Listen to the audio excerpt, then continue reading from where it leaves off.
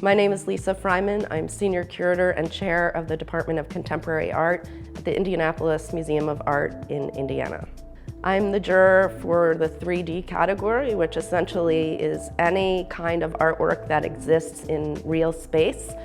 Sculptural art, installation art, time-based art, in my view, things that are stable and also mobile or kinetic and have sound components or video components and a three-dimensional component.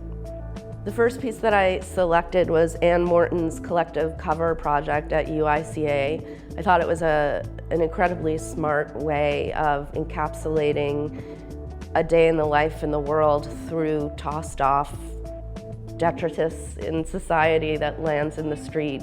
What she did was she found a way of accumulating these things and covering them all in the same fabric so that there was a unified look to the whole installation, and using these QR codes that essentially allow you to use your smartphone to access a lot more information about the place, the location, the moment in time when these objects were found, what they looked like. I found it to be an incredibly poetic way of talking about the world that we live in. The second piece that I was mesmerized by was Habitat by Alois Kohlenschlager at Site Lab. Alois did a fantastic job of going into the the giant dioramas from the Natural History Museum with the taxidermy inside. And the beautiful thing that he did was he used his sculptural practice as an intervention inside of these cases. And so sometimes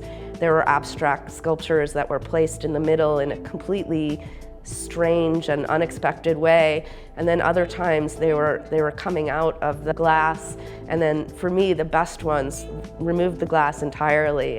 For example, the one where he created a platform that was disappearing into the horizon line, where viewers are invited to step up and walk inside, and all of those details, which are incredibly wonderful to be able to get up so close to.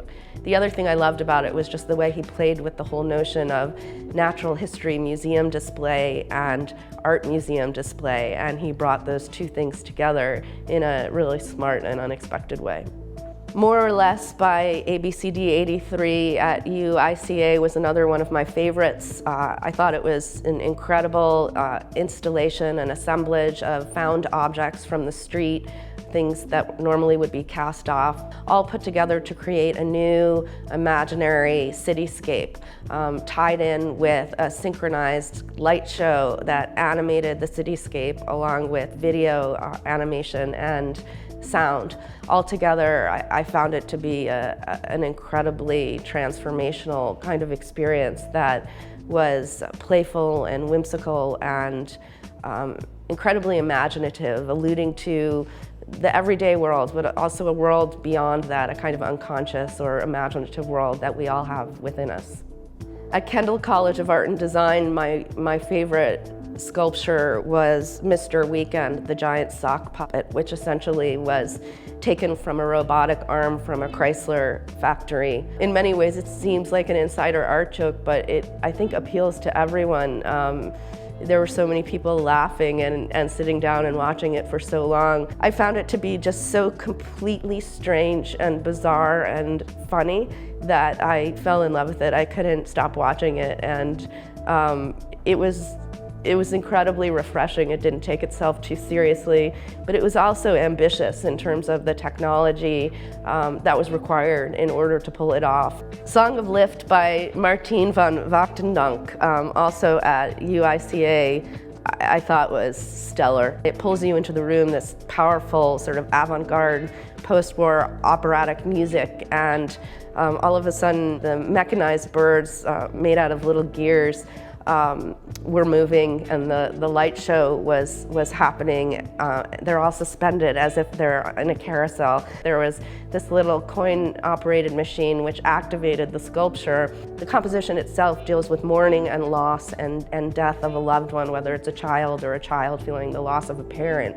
And to suddenly see these birds activated at different moments with these different color lights, sort of struggling at first and flickering and then all moving in this dramatic way together in flight seemed to me to be so metaphoric about the experience of loss and have a kind of joy in the aftermath of understanding what loss can be. And you experience that loss as soon as the quarter runs out and the project stops.